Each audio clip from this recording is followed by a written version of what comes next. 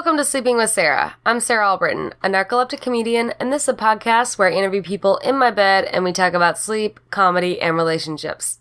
I'm happy to be part of the Laugh Factory podcast network. This is my 56th episode, and I had Boston comedian and friend of mine, Sam Ike, in my bed. We talked about so much. We talked about Boston, Chicago, sports, method acting, relationships, much more. Went all over the place. Super fun. I did talk a little fast in this podcast. I think I had just taken my medicine. Being a narcoleptic, we take uppers to stay awake. Some of us do. And I apologize for speaking a little fast during this podcast, but I think you'll be able to understand me, hopefully. Sam Ike runs a show in Boston called Cityside Comedy, and you can follow Sam on Twitter at @TheSamIke. That's TheSamike. You can also catch me every Monday night at I.O. for PIOV, which is a sketch show directed by Michael McCarthy, at 7 p.m. at the Jason Chin Cabaret at I.O. Chicago. And you can follow me on Twitter at Sarah Albritton. Sleeping with Sarah is brought to you by Audible.com. Go to audibletrial.com/sleepingwithsarah to get a free audiobook of your choice. This week, I'd like to recommend Nevertheless, a memoir by Alec Baldwin. Again, that's audibletrial.com/sleepingwithsarah. If you like this podcast, please subscribe on iTunes and rate and review. You can also go to sleepingwithsarah.com for more info. Well, let's get started with the show.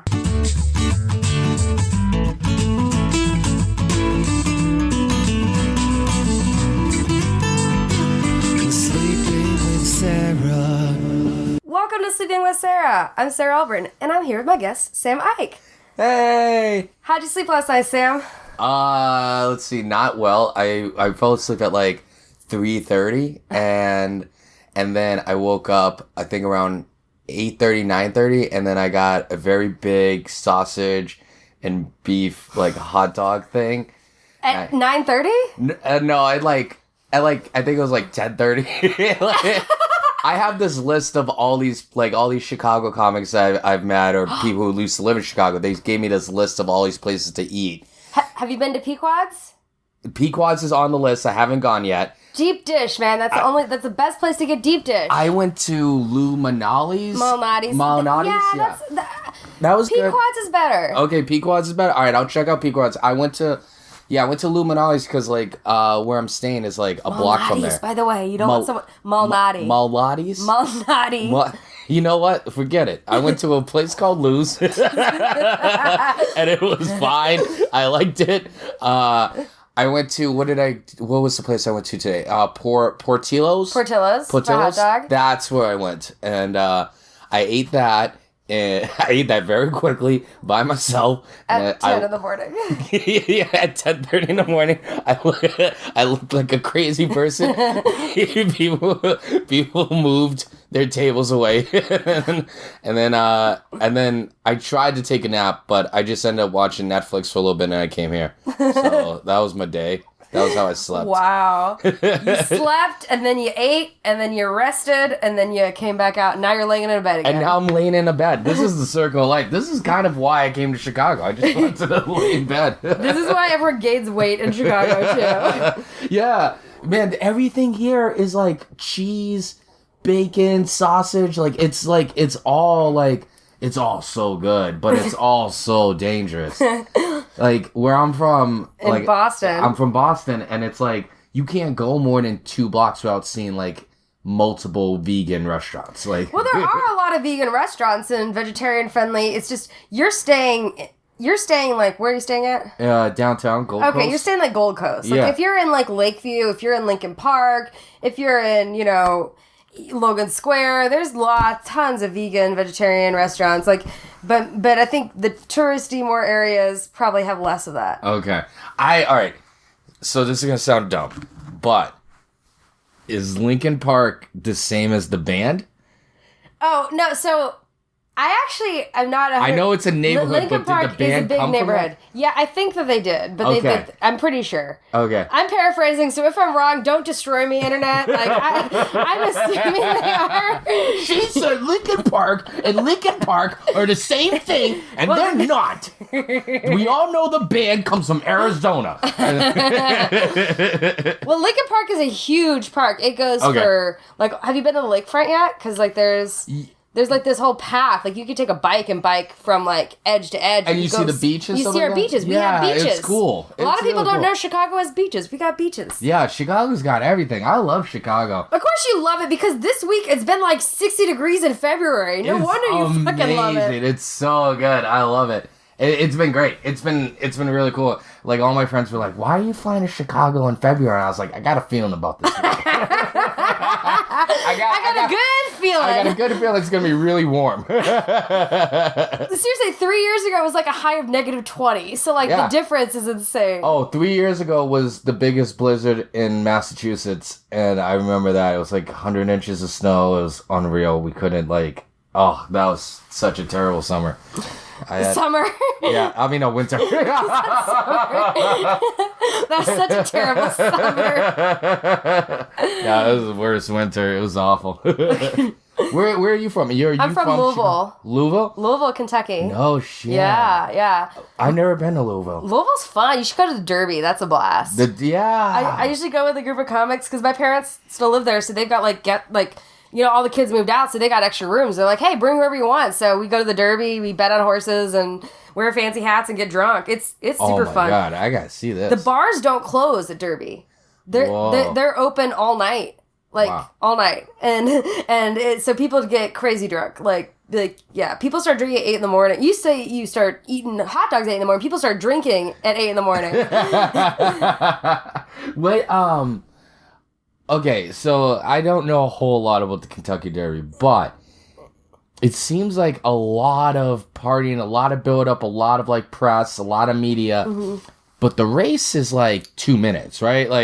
It seems like... 2 minutes. Well, there are races throughout the day that you bet on. Oh, yeah. So there are a lot of and then the day before the Derby is the Oaks Day, and that's like a holiday. So all the schools have off, most people at work have off. It's a holiday. What's it called? The Oaks. It's where the fillies race, the girl horses. Okay. So the Oaks is it's also at the same place, and it's where the fillies race, and people go in. People usually wear pink because everybody that walks into the Churchill Downs wearing any kind of pink on, $1 gets donated to breast cancer awareness. They usually raise at least $100,000. Yeah. So that's pretty awesome.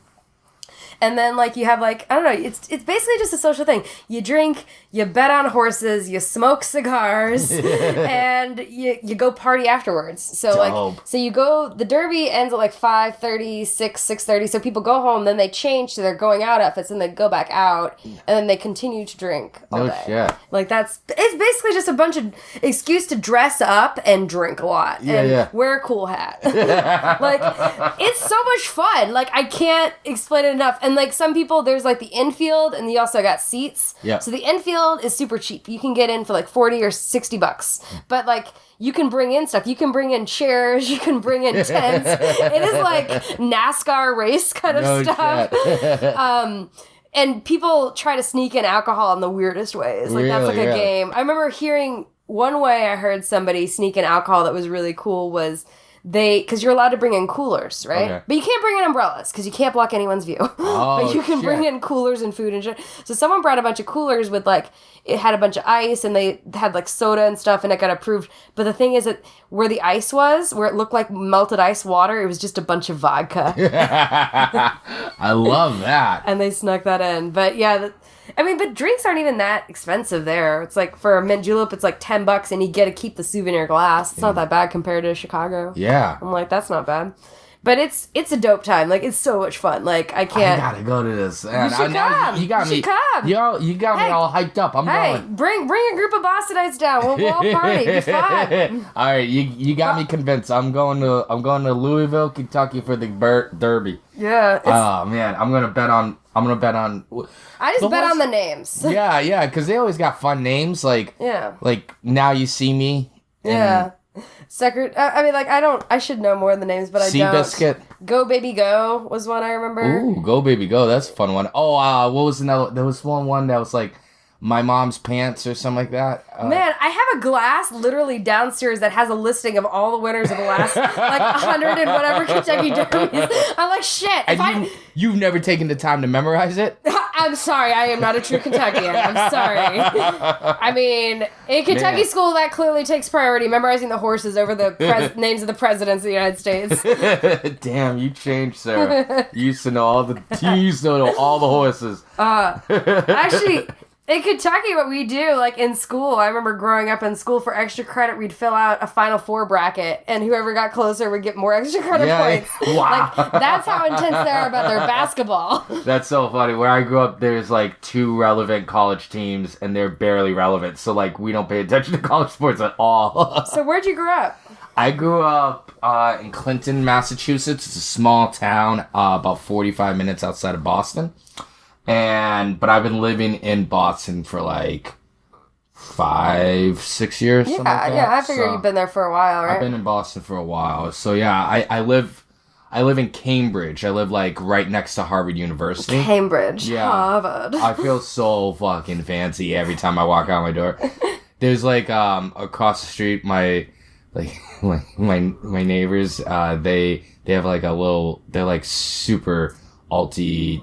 Liberal hipster white people, and they're really old, and they have like a mini turkey farm. A turkey farm? Yeah, so like sometimes I'll walk outside of my home, and I'll go outside, and I'll have a coffee, and I'll just be sitting outside, and all of a sudden I look to my right, and there's a turkey, and I look to the left, there's a turkey, because sometimes they just roam the streets in my neighborhood. And so, like, in Cambridge. Yeah, so there's turkeys in my driveway and stuff like that. It's bizarre. I'm still not used to it, but it's also a thing that when I don't see them, I don't know if I feel comfortable. So, like, I can't figure out. So the biggest problem in Cambridge in terms of like break-ins and like thefts and things are just a bunch of turkeys walking around. In my neighborhood for sure. Yeah. Yeah, in my neighborhood it's crazy. It's very bizarre. It's very bizarre. I'm not even sure if it's the neighbor across the street. Like, that's the thing that it bothers me is I don't even know. I can't pinpoint where the turkeys come from exactly. They don't have name tags or anything. You don't know. You don't know if it's the same turkey you saw last week or a different one. I don't know if there's 2 different turkey farms, if it's coming from one place. Like, I think... Are you sure you're not just hallucinating the turkeys? Yeah, it's like a Fight Club situation. The turkeys are my Tyler Durden. How did the turkey cross the road, Sam? How did the turkey cross the road? Crossing the road. I am Jack's inner farm. Yeah. But Cambridge is cool. It's a cool area. Harvard's nice. I like Boston a lot. I love the city. So I'm confused. So Boston, like in Cambridge, how is that like a suburb? Yeah. No, that's a good question. And where's Yale? Yale's also nearby, right? Yale is in Connecticut. So Yale's like probably like 2-3 hour drive. It's a ways. It's a ways. It's but there's a ways like away, but it's not. Yeah, those are the two. Those two and I guess Stanford are probably like the 3 most prestigious schools in the country. I take it no comics come from those schools. Oh yeah, I think I know like 2 comics that went to Harvard. Yeah. 2 or 3. Now, did they have a good experience or did they talk shit about it? They talk to me about it, but like I don't understand what they're saying because they're just. I don't know if it's good or bad.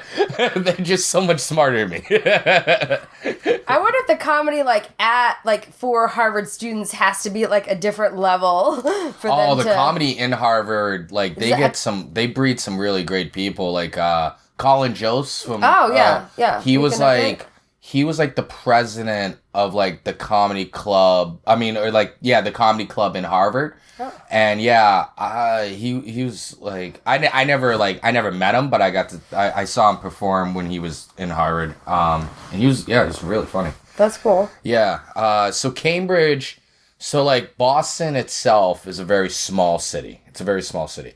But the Metro Boston, the greater Boston areas as it's referred to, it's like all these neighborhoods and surrounding towns, and they're all surrounded by Boston. So Boston itself is probably only like 700,000 people. Oh, really? But all the cities and towns next to it they're all connected through the subway and stuff like that. That's probably like 4 million people, and it's just like all these different like suburbs. It's kind of like if like there was just one major part of Chicago and then all these other parts of like Wrigleyville is kind of like Cambridge in a lot of ways. Gotcha. Okay, I see what you mean. And they're probably the same distance from like Wrigleyville to downtown Chicago. 3 miles, yeah. Yeah. It's okay. That's not that bad. Yeah, I'm like 3-4 miles from downtown Boston. Yeah. Yeah. Something like that, I think. That's crazy. That's cool though. Yeah, have you never been? I went as a kid. Okay. Like when I was like 10 or something. It was like the first time I flew a plane by myself because I met my grandpa and then spent like a day in Boston going to, I don't remember what we did. But it was like probably some museum. He was really into museums, so we went on these road trips and we went to different museums and stuff. But we went to Boston and then I think we went to Canada and went to like Montreal and some other places in Canada, like a big road trip thing because he had another step granddaughter that was my age. So we both went and did that stuff, but I don't remember. And actually as an adult, I kind of love museums and shit now. So I love learning about history and... I just went to the art museum out here yesterday. Institute? Yeah. That's dope. Oh, it's so cool. It was so cool, It's really cool. There's a lot of cool things. The History Museum's cool. The Science and Industry Museum, I used to work there. That's huge. Yeah, I want to see that. That's like one of the biggest science museums in the country. They have the U-boat. They have a full submarine in the museum. No way. Like the full German submarine, the U-boat. They built around it. Whoa. They got it brought in and they built around it. I gotta see to do this. that. Yeah. Yeah. Yeah, people used to give tours of the U-boat and showing you and how all that stuff went down. It's cool. That's become a really cool museum and they've really grown that over the years. I think it's been probably like close to 80 years now, almost. That's amazing. I'm so fascinated by history. I mean, like, obviously where I grew up is just like oldest stuff in the world. I know. Well, that's why I like traveling, because when I've traveled I did a study abroad in Europe and stuff. So like I studied abroad at Oxford. Speaking of other fancy schools. No shit, you went to Oxford. No, I didn't know. I studied abroad. The place was in Oxford. It was a theater study. It was a theater I'm pretty study sure abroad. you went to Oxford, and I'm gonna tell everybody that. It was for British American Drama Academy. And what? Did you want to be an actress? Yeah. I mean, before I did comedy, I did Meisner. I did very serious. Whoa. Serious is work. Meisner, though, that's the one where you have to, like, walk around like a cat for, like, 2 days or something, right? No, that's the one where you do a lot of repetition and you show that the words don't matter, just the emotion and how you create the words matter. And now looking back at Meisner, now as a writer, because I read a lot of scripts, I'm like, that's kind of bullshit, because the words do matter. Yeah. but like it's a really good way to get really intense about things. So it's like you're hugging a pillow, until you're at the point where you're crying or you're yelling about hugging the pillow. Whoa. And it's like I don't know how to explain it, but it's very intense. Like that's the beginning of it, is repetition. But then you go into working into scene work, and I mean basically it's very intense, and that's why I started doing improv and comedy, because it was almost too intense. Yeah. Because every semester, sure enough, someone would punch a hole in the wall, in class. Holy fuck. Well, that's what they want you to do. That's what. And actually, there's like another thing you do: emotional prep. So you have like songs that we would put in our. We would listen to, and we have playlists of songs that would make us feel different emotions. So songs that make us happy, songs that would prep us to be angry, songs that would prep us to be sad. And now, still, if one of my sad songs comes on the radio, like I will immediately start crying. Wow. Shit. But like that would help you get into a role. The idea is like so you could get to that feeling. What was on quickly. your sad songs? Oh my gosh. I'm Sorry, Mr. Jones Part 2, but from Ben Folds, Rockin' the Suburbs. that song? What? Oh, my favorite song. Yeah. How did you know? Like, I was just listening to it as I was coming here. Like that song just makes me. It's when the violins and the cellos come in at the end, like that part, like just makes me so sad. But yeah, so that's one of them. I'm sure they've changed now.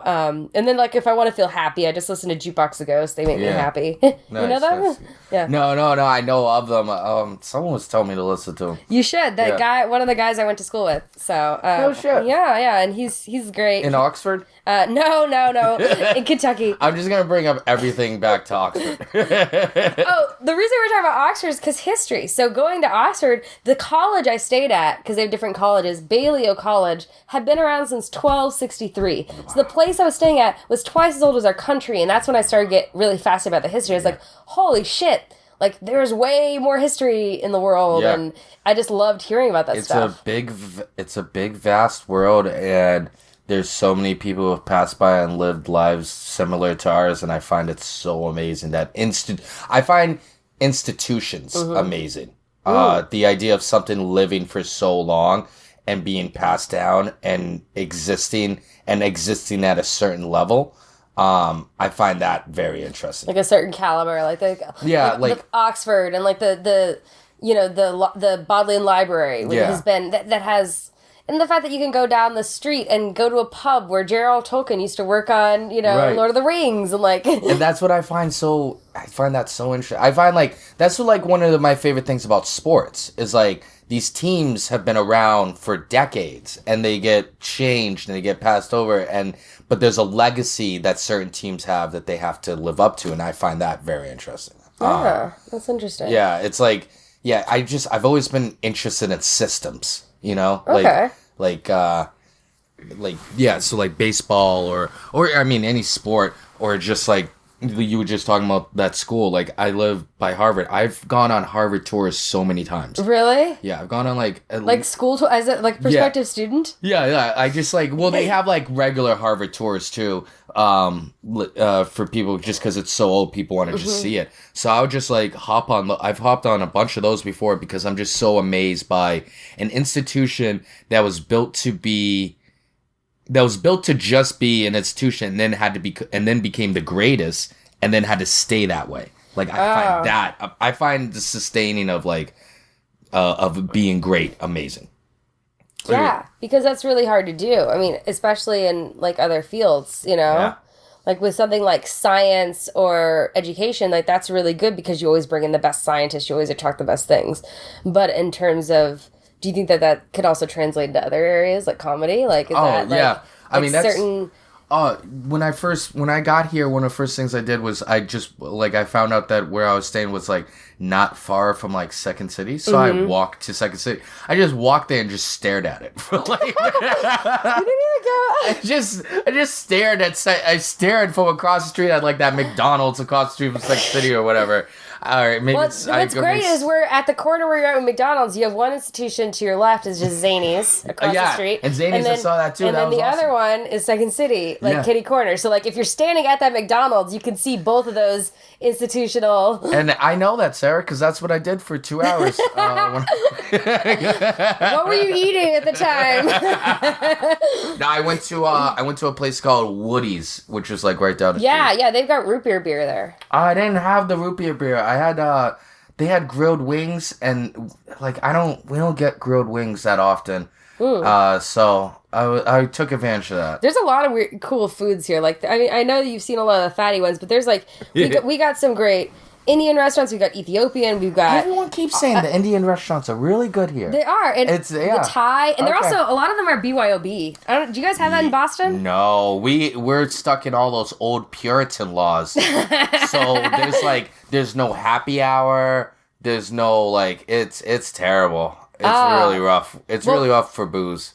Yeah, so BYOB are basically because there's only a certain number of liquor licenses that can go around, right? And so if the restaurant doesn't have that, then they can have a BYOB license, which means you can bring in wine, you can bring in alcohol, you can bring in beer, and then they just give you glasses to put it in. That's cool. Sometimes they charge you, but sometimes they don't. Sometimes there's no cork fee, and it's dope. And you can go to a Thai place, have an $8 pad Thai, and drink your beer, and have a great cheap date. God, that sounds so cool. I love that. Yeah. That's awesome. That's cool. I love it. And that's it's one of the things I do really like about Chicago, that there's a lot of BYOB. And then the bars, yeah, a lot of them will close at 2, but then there's the 4 a.m. bars. Yeah, and then, but then on Saturday, the 2 a.m. bars are open till 3, and the 4 a.m. bars are open till 5. Wow. So. This is all so overwhelming for me. Yeah. There's a lot to take in for the next How late do the bars stay open in Boston? Like 2:30, I think. Mm-hmm. I think 2:30, and then like the slow ones will close at 12, but like for the most part they stay open till about 2:30-ish. Yeah. But I feel like Boston has a bunch of drinkers, right? Oh, it's flooded with booze. Yeah. Like, it's a city. It's probably a good thing that there's so many strict laws on alcohol in Boston because because it's just a city filled with drunks. Like it's a city. It's a city that was like built on just like on drafts and Irish pubs and stuff like that, you know? Is St. Patty's Day pretty big there? St. Patty's Day is huge. I mean, it's huge. Boston's a huge Irish Catholic town, you know? I mean, Irish immigrants settled here, I think, around in like the late 1800s, and it built the entire... Do they dye any part of your rivers green at all? All the clothing, no, but like everything else becomes green. Like every bar has green all over it. People are just... There's parades everywhere. Gotcha. There's just drunks all... ours is a big, crazy... Yeah, ours is very crazy, too. It's intense. But Chicago, just because they decided to pick different days that aren't even holidays to give people an excuse to drink all day, right? So not even St. Patrick's Day. There's a day, the arbitrary day that they pick in December for 12 bars of Christmas, right? It started out as 12 bars, but now it's like 40 bars. It's a bar crawl in Wrigleyville. It starts at 8 a.m. People dress up in crazy Christmas costumes, and like 30 to 40,000 people do it every year. Whoa. And people do things called cereal shots, which is somebody getting down on their knees and somebody pouring cereal into their mouth. What? Yeah. Why is that a thing? I don't know. I'm just curious. Like, why would you do that? Because they get drunk at 8 a.m. and they think it's a good idea. Yo, that's never been like a thought that I had drunk. I've never been like, you know what we should do? you should pour cereal into my mouth while I am in a position like I'm giving oral sex. Like, it seems like a weird thing. It is a very weird thing. It's but like Chicago just likes to come up with these days that are just drinking days. Hey, today you're allowed to drink. You know, the work hard, play hard mentality. Today is a play hard mentality. We want you drinking from 8 a.m. until you pass out at 3 p.m. and then you go back out at 7 p.m. and you stay out until 3 a.m. That's awesome. That's cool. That's beautiful. The Patriots Day is one of those days for us. What? I don't even know what Patriots Day is. So Patriots Day, I believe Patriots Day, I think it's there's only like 2, maybe 3 states in the entire country that get the day off of work for it. Oh, yeah? So it's... Boston's like, one of them? Boston, yeah, Massachusetts, yeah. What day is it? It's like the 3rd Monday... It's usually like the Monday after Easter. It's like usually the 3rd Monday of April. Gotcha. And it's the same... So what happens is the Boston Red Sox play at 11 a.m. Mm-hmm. And at like 9 a.m., the marathon starts. And so the Boston Marathon is going on. The marathon and the game at the same... Like, who is... I feel sorry for the people operating the city. Yeah. Like, well, the marathon's 26 miles. So I know, yeah. And it takes so long. I mean, the marathon, because it starts in like hour segments. So first it's like people in wheelchair.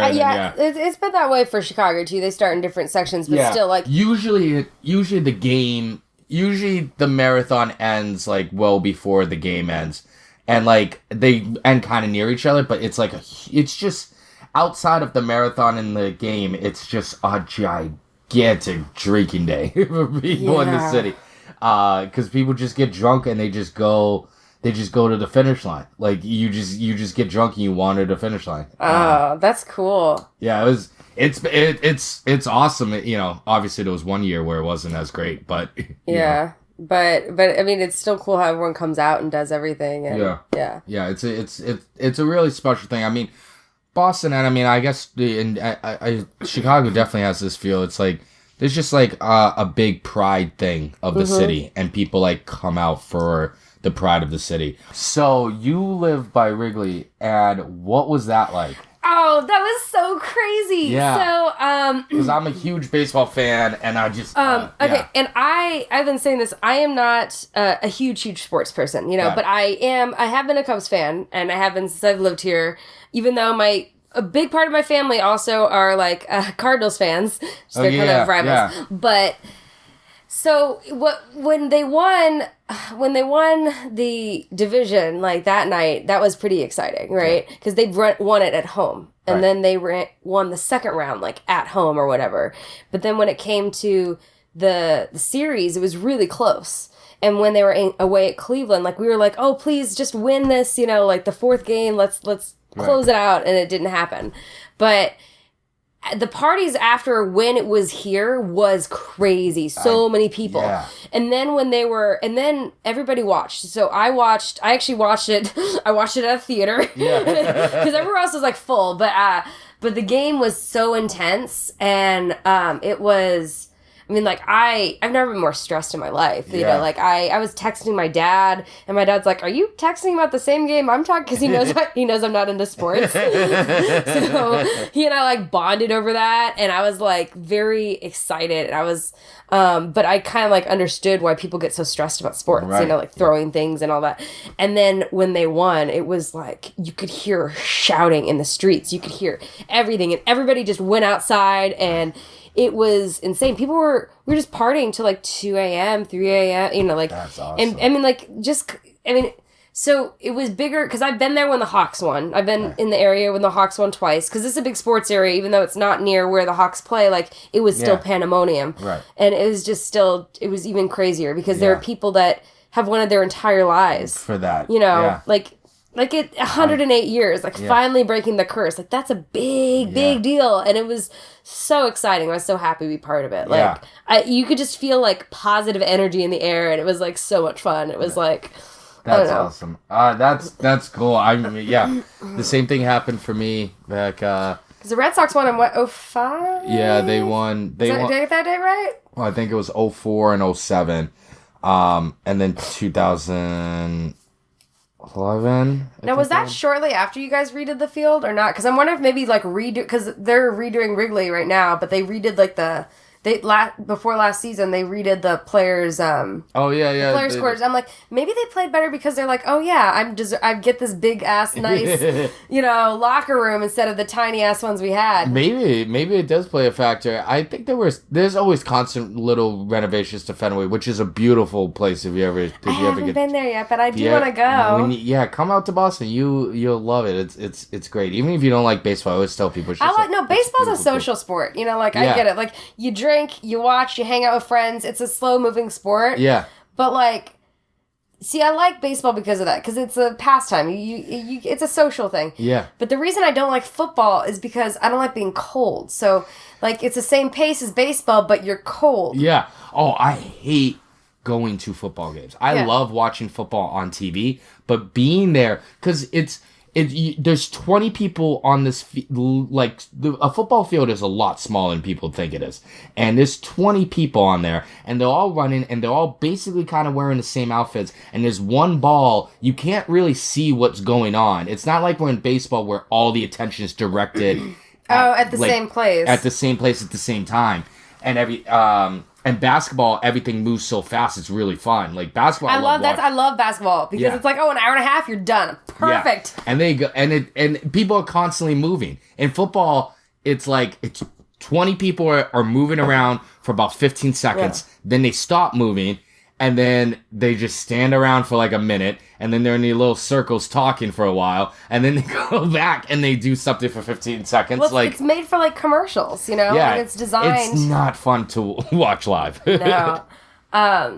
Yeah, that's cool though. It's nice that you got a lot of sports teams in Boston too, and that's fun. Oh man, yeah, it's a big sports town. Does that throw off your comedy shows? Because like sometimes people get pissed if they've got comedy shows going on. We had to keep canceling them. We're like, well, Cubs are still doing well. Gotta cancel the show. There was a room that used to do shows like 3-4 nights a week. It was a legendary room. All of us Boston loved it. It was just like this 40-seat room.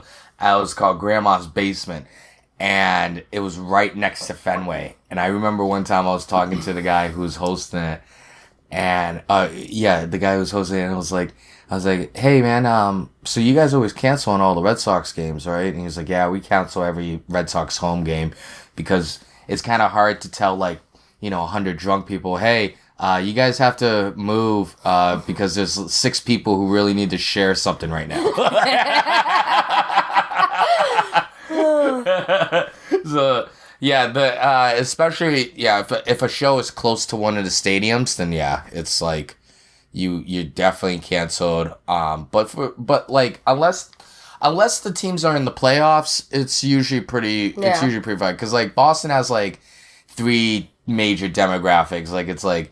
It's towny people, hipstery people, and then the diehard sports people. And, okay. And it's they're 3 different dynamics. Very different dynamics. Yeah. That's interesting. And so did you get into comedy when you moved to Boston, or had you been doing it in Cambridge? In Clinton? Clinton, yeah. No, Clinton's just this small, I grew up in it was small town. It was 1,000 people. Oh, real small. It's a real small town. I graduated in my graduate class. I think it was 105 students, and some of them weren't in Clinton. They were just their parents worked there or something like that. Oh, wow. The amount of people who actually lived in my town that graduated my high school class, it was way smaller than that. That's crazy. Makes dating hard, right? Yeah, that's why I left. I went to school for a little bit in New York. I went to college in New York for a little bit, and I started watching shows, and then that got me into comedy. And then I dropped out and I moved to Boston, and then I started doing improv and sketch, and I was doing that for 2-3 years, and then I want to say around 2013 I started doing stand up, and I've been doing stand up, and it wasn't until last year I stopped doing improv. Yeah, and now I just do stand-up all the time. Yeah. I started with improv sketch, too, and did that for a while, and then I did stand-up. I was like, I don't depend on anybody else to get up every night and do stuff. It's nice to do stuff on my own, Yeah, I don't have to, rehearsals were tough, too, because, rehearsals, you have to be you have to figure it out on, 8 people's schedules, and it's it's really tough. And then you're oh, all right, so we're gonna do a show next week, right? And they're like, no, we're doing a show 3 months from now. We're gonna do 5 of them in a row. And I'm like, I could just do 5 this week. Yeah.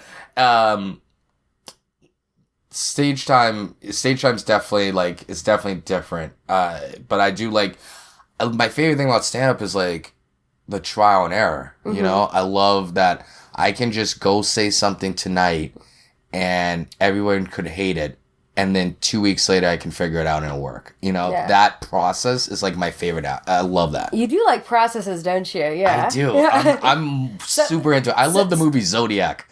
I haven't seen that. You ever seen it? No. You ever seen Spotlight? No. Oh, you guys. Man, there's a lot more. I feel like you're going to list 10 more movies. I'm going to be like, I haven't seen them. I'm a big movie buff. Yeah. I can talk about movies all day. I like a lot of movies, but there's still, as an adult, there are still some movies I haven't seen that I probably should have, but that's because my parents are super strict. Wasn't allowed to watch R-rated movies, and until I was old enough to drive, until I was basically 17, old enough to drive, get the movie myself, and wow. Because they didn't have Redbox when I was, they didn't have it. There was still Blockbuster. Right. It was on its way up, but they still had it. I used to work at a Blockbuster. I worked at Blockbuster for 3-4 years. It's my favorite job in the world. What was your favorite movie? I still miss it. What's my favorite movie? Yeah. My favorite movie of all time is probably Goodfellas. Okay. I've seen that one. Yeah, you've seen Goodfellas? That's one of the ones? Yeah. All right, cool. I have seen that one. Goodfellas. But I saw that 3 years ago. I love Goodfellas. I'd say I have a couple of favorites, but okay. I like Almost Famous is one of my favorites. That's very Cameron Crowe is great. Yeah, I fucking love that one. And the soundtrack of that is also dope. Yeah, it is. And I also like a lot of weird movies too. I like Fear and Loathing in Las Vegas. And some other weird shit. There's this movie, it's called Love Me If You Dare. It's this weird French movie with these Marion Cotillard when she was like younger. Yeah. And it's like this weird game that these two have from growing up where they dare each other to do these things, and as they become adults, these dares become really fucked up and crazy, and it's this... Really? I don't know how to explain, but it's French subtitles. It's like circa early 2000s, but it's really weird and cool. That sounds cool. Yeah. I gotta check that. What's it called again? It's called Love Me If You Dare, but I forget what there's a translation. I'll look it up for you. Yeah. No, I want to order it strictly off of its French pronunciation. Yeah. To feel fancy. Yeah, because like, hey, I live near Harvard, so I have to do this. I feel like my impression of Harvard is there are movie theaters where it's just like, we're subtitle only theater. You're not like incredibly far off. They do have like silent movie night. They do have foreign movie night. Like it's And I don't mind movies with subtitles. I like I like foreign movies and weird movies and stuff. But it's just it feels funny that's like yeah. No, it is like definitely a place for that. That was the other thing I wanted to ask you. So. Okay, so you studied Meisner? Yeah. The other one is what, Stanislavski? There's Stanislavski. Okay, so what's the difference between those two? I'm always fascinated by acting. Well, Stanislavski is a different method. Now I feel like I'm being put to a test. Stanislavski is a different method. It is a different type of method acting, and because I didn't study it, I don't know the specifics. Okay, that's fine. Yeah. I do know, like, he was... Like, one of Stanislavski's favorite, like, quotes or something is somebody came in to meet with him, and he was, like, underneath his desk. And somebody's like, what are you doing? He's like, I'm learning how to become a mouse or something like that. Like, he's, like, about, like, trying to actually act out and become... Because Meisner stemmed from Stanislavski. So there was this thing called the group theater, which they... came together, and like Elia Kazan and Stella Adler and like all these, and Stanford Meisner, all these people came out, and they basically went out to not to the woods, but like a cabin where they worked on their craft for like a whole summer, and they worked on their own stuff, and they developed their own different forms of this type of method. So Stanislavski was like the first, and like from that stemmed these other methods. So that's one thing I do know about it. But it's basically the whole idea was before then everyone was like emoting. Everyone was like, I am feeling sad. I am feeling mad. Like, it was.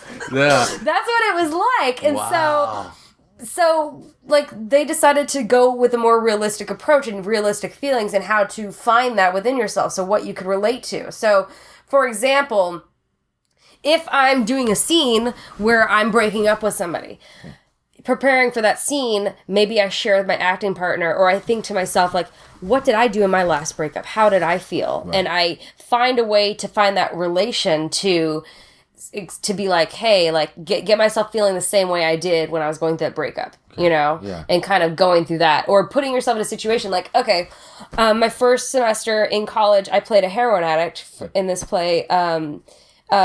Oh my gosh, I can't remember it.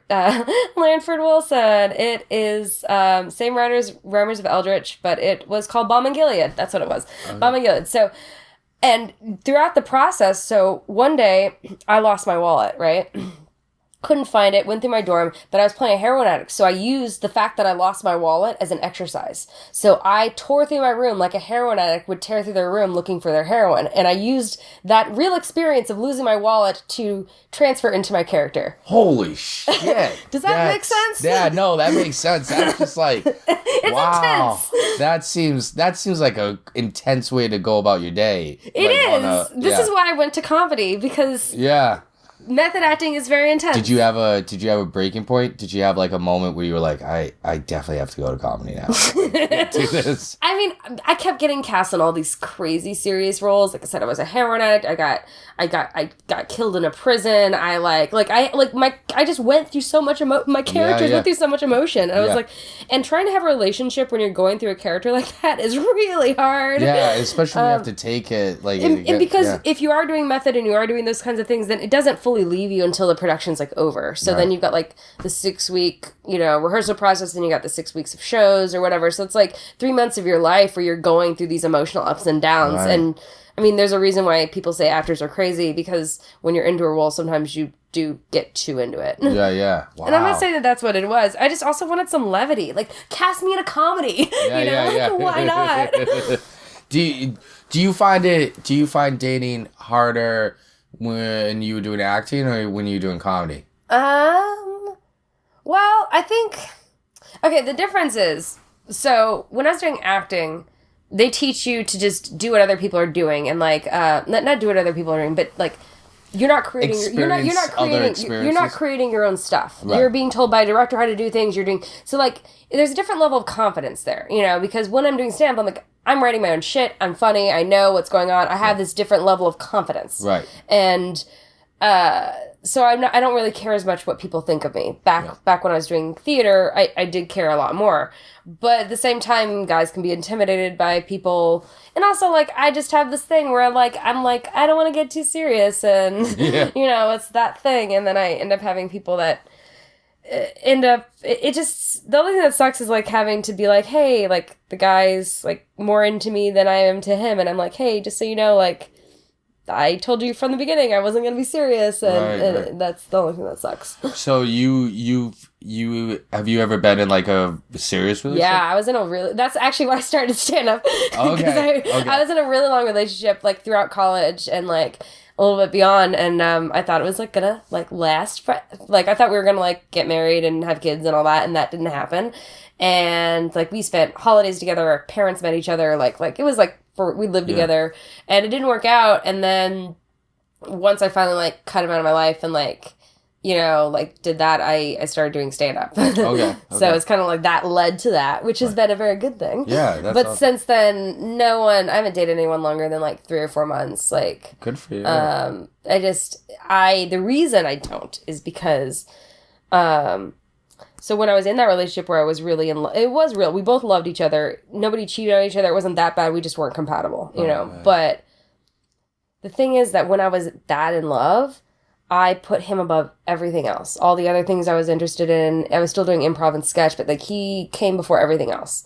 And I don't want to get close to anybody right now because I'm afraid that if I do, then they will take a precedence over comedy and all the cool things I'm creating right now. And I don't want that. I see what you mean. I would say like some advice I've been given was like, if you care about this person enough and they care enough about you, your passions and them will become intertwined in a way that the balance is more manageable. The balance will be more manageable if the fit is right. Yeah. And what about you? Are you dating anyone, or are you? I was in a long-term relationship for a while, a few years, and we broke up, and so now I'm just kind of like figuring it out, and it's like it's a single. Was it a recent breakup or? It was like past fall. Oh yeah, that's pretty recent. Fall, yeah. And yeah, I'm still trying to get used to like being single. It's like a very interesting, weird thing. It's like. It's really tough with comedy because it's like for guys. I don't think so. I feel like there's lots of people in the audience that would like. No. Oh yeah, because we all know how that sweet groupie ass is just hanging out at those bars. No, it's tough. It's like if you do comedy and you're trying to date, it's like you want to go out? Okay, so how's Wednesday at 11? Does that work for you? Does Wednesday at 11 work? Like, I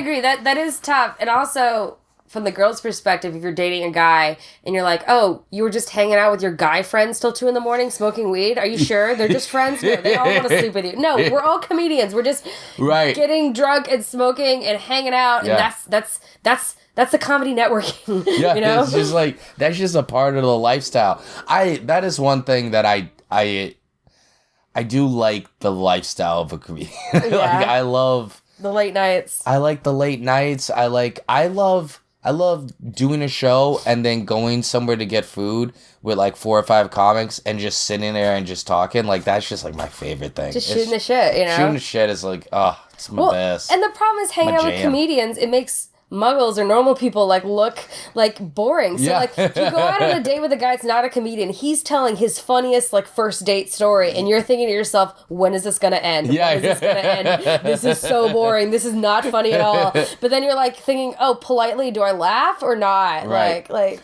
or there's also that weird flip where like you'll go out with someone and then they'll try to like strip away their sense of humor because they don't want to seem like they're trying to be funny. Like I went out with a girl one time and she like made effort to not try to make a joke, and then eventually she like told me like on a second date or something, she was like, I was trying really hard to not seem like I was trying to be funny because I knew you did comedy. And I was like, what? That's really weird. I was like, that's such a.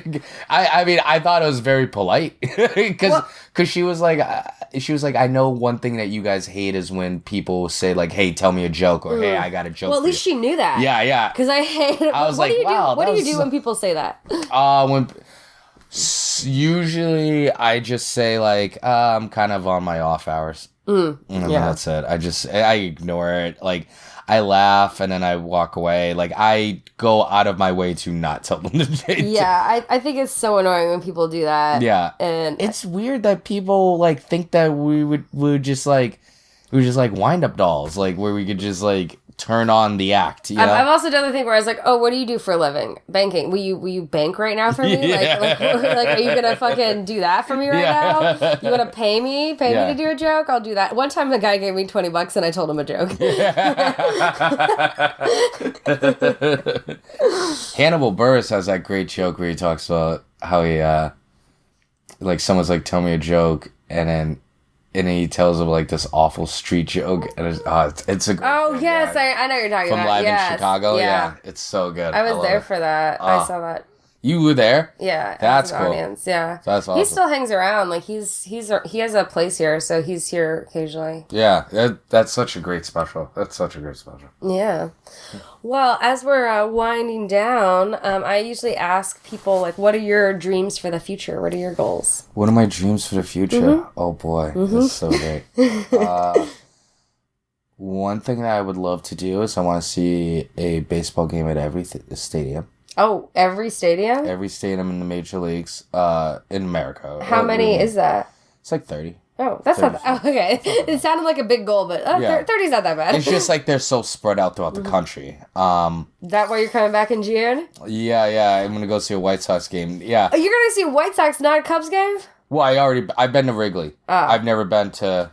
yeah. What's it called? Shea? I think no. It used to be called U.S. Cellular, and now it is called. They renamed it again. Oh, I forget. I forget what the no. It was U.S. Cellular for a long time. Before that was Comiskey. Some people still call it Comiskey. And now it's called something else that's kind of ridiculous. I forget the name of it, but it's. I mean, I'm just gonna call it Comiskey. Whatever. Yeah. That's fine. I'm gonna call it Comiskey. Yeah, but that's what people. It's like the Sears Tower. People don't call it Willis Tower. You know? Yeah. No, I want to do that. I would love to. I think. I want to just keep doing comedy. I don't project like certain like credits or goals or anything like that. To me, it's always been like, if I am working on the act, the act will eventually get me whatever the thing is. Because I've stopped caring about anything I can't control anymore. You know? That's good. It's just like I've decided. I've told other people this a bunch of times, but it's like I've decided for the rest of my life I'm gonna do stand up forever. Right? So if I become a headliner in 2 years, I become a national headliner in 20, 30 years, it's irrelevant because I'm gonna do it for the rest of my life. That's what I love about stand-up is it's something that there's no age limit. There's people that do it all their lives. And if you're doing it long enough, then you'll get that break. You know, if you're still working, you're still fun. You know, it might take you a while. I mean, it took even like Louis C.K. a really long time to break into stuff. You know, like. Oh yeah, to me, I'm really in it for the process. I just love the process. I love the process of making the act. That's awesome. Yeah. You just want to keep doing the process over and over. Yeah. That's great, man. Awesome. Well, thank you so much for doing the podcast. Oh, thank you so much for having me. I really appreciate it, Sarah. Yeah. And good night, everybody. Good night. Thanks for listening to Sleeping with Sarah, where I slept with Boston comedian Sam Ike. Follow Sam on Twitter at @TheSamIke and check out his show in Boston, Cityside Comedy. This podcast is part of the Laugh Factory Podcast Network. Please remember to subscribe and rate and review on iTunes, iHeartRadio, and SoundCloud. We're brought to you by Audible.com. Please go to audibletrial.com/sleepingwithsarah. I'm releasing a new podcast each week. Be sure to tune in to find out who I have in bed with me next. Thanks to Josh Bryant for the music. You can find out more on sleepingwithsarah.com. And please follow me on Twitter @SarahAlbritton. Until next time, good night.